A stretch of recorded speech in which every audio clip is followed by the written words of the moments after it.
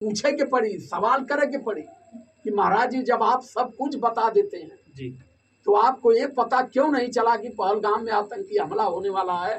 सरकार को सचेत करते, सरकार वहाँ पुख्ता सुरक्षा व्यवस्था करती। हम बहुत जानते ज्यादा है हैं सर। धीरेन्द्र शास्त्री को कुछ पता नहीं, वो कुछ नहीं जानते।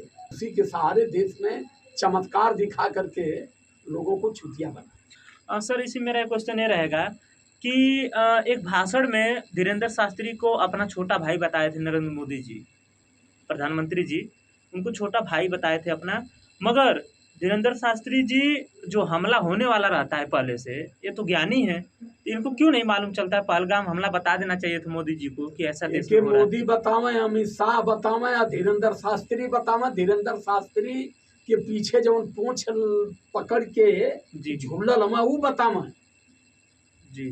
धीरेन्द्र शास्त्री तो चूतिया बनाने में आगे निकल गए हैं, लेकिन जो पीछे चूतिया बने हैं पहले वो बताएं।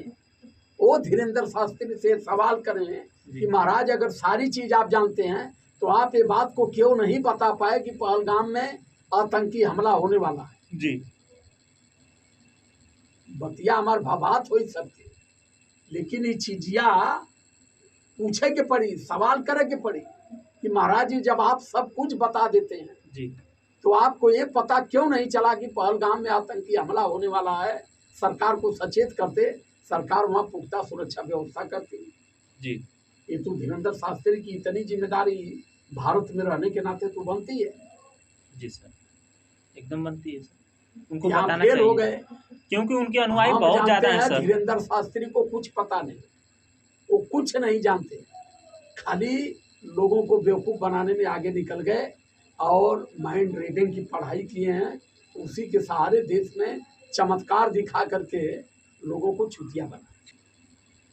मैं अगर ये जाति जनगणना करवा रहे हैं तो मैं इनको धन्यवाद दे रहा हूँ जी, लेकिन पूरी ईमानदारी से करवाएं, इसमें कोई कॉलम छिपा के अपने हाथ से न भरें जी। इसके लिए मैं माननीय मोदी जी का और बीजेपी गवर्नमेंट का भी धन्यवाद करता हूँ जी। आप ईमानदारी से पूरे भारत में जाति जनगणना करवा दें और जाति जनगणना करवा के जिसकी जितनी संख्या भारी उसकी उतनी हिस्सेदारी। जी सर, मगर इसी में जब यूपी में डबल इंजन की सरकार है यहाँ पे, मगर योगी जी बता रहे थे जाति जनगणना नहीं होगी, तब तक मोदी जी तैयार हो गए। क्या इन्हीं लोगों में जैसे कि थोड़ा यार हम एक बात कर दिए कि ये लोग नौटंकीबाज है जी, उसका विरोध करते थे योगी जी। वाले हैं, जनता को कैसे मूर्ख बनाया जाए, जनता को भारत के मूल निवासियों को कैसे दबा करके रखा जाए, इस पर ये अध्ययन करते हैं जी। मोदी जी खतरा भांप चुके हैं कि मूल निवासी जाग रहा है बड़ा तगड़ा।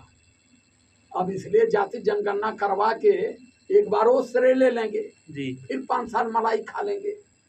आज जब 5 साल बाद जब मामला आई तो उसके बाद फिर सोचल जाई, तबले इन्होंने खातिर घुमाव के दूसरा फिर तैयार कर लिए। जी। सत्ता में बना रहने के लिए इनका कोई सिद्धांत नहीं है, ये सिद्धांत विहीन लोग हैं। ये जो इनका सिद्धांत है सामाजिक में, ये पब्लिक पैलेस में नहीं लाते हैं जी। पब्लिक में वह लिया वाला कि जैसे 15-15 लाख मिली जी, कह दिए, मिला किसी को नहीं। सबको नौकरी मिलेगी, हर साल करोड़ों युवाओं को नौकरी मिलेगी, क्यों कि ना मिला। महंगाई के नाम पर आए 28%, ये नहीं बताए कि महंगाई खत्म करूंगा, कैसे करूंगा, 28% जीएसटी लगा के करूंगा, जीएसटी का नाम नहीं लिए। तो ये जवन कहल जी, वो करल ना, जो करना होता उसको कहते। ये बारीकी इनकी अगर देश के लोग समझ गए, भारत के मूल निवासी समझ, ये इन्होंने अपने मैनिफेस्टो में जितनी बोला, माननीय अमित शाह जी ने कहा ये तो चुनाव जीतने के एक जुमले, कहीं किसी को पैसा नौकरी सोकरी नहीं मिलती।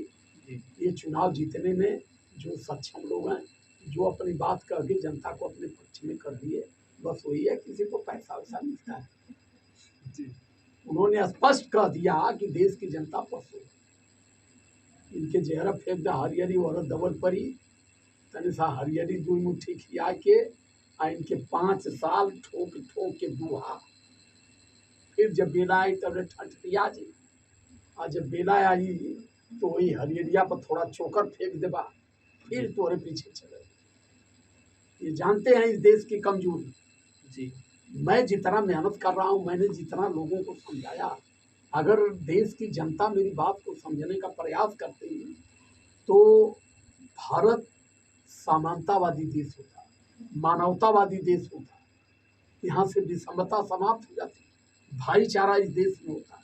हिंदू और मुस्लिम के नाम पर लड़ाई नहीं होती, सारे लोग आपस में भाई भाई बन करके रहते हैं। जी लेकिन यहाँ भाईचारा की बात करना भी गुनाह। जी सर, चलिए सर, बहुत बहुत धन्यवाद। सादर जय भीम, नमो बुद्धाय, बहुत बहुत साधु।